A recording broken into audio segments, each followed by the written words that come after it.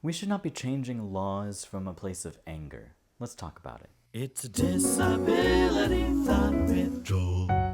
Anger in the face of injustice, sure, that can lead to legislation and should.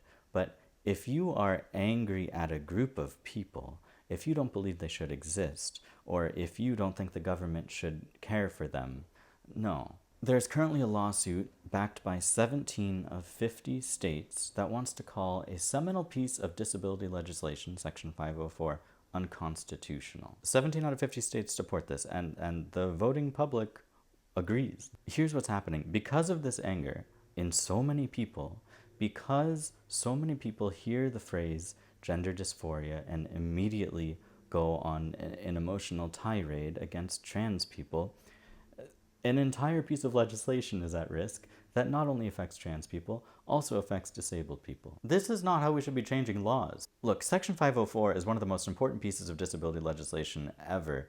And if you are trying to come at it just because you can't handle 2 words in the preamble, I mean, disabled people need to be taken care of at the federal level, and I'll tell you why.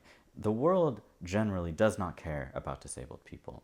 And I don't mean that nobody cares about disabled people in their heart. I mean that nobody cares to actually support disabled people, logistically, financially. I mean, disability is still seen as a burden. It's still seen as unfortunate. At the end of the day, states don't always care for disabled people. The federal government needs to care for disabled people. This is the point of federal government. It's to help the people at the bottom. It's to help the people who need it. I'll give you a personal example. Just this year, I have had 2 cases of potential employers denying me employment because they didn't know how to accommodate my disability. I asked for a railing on a staircase. I was mysteriously denied the job, even though I was sort of verbally offered the job right up until I said that, right? So people do not care for disabled people. And so this is why pieces of legislation like Section 504 are so important.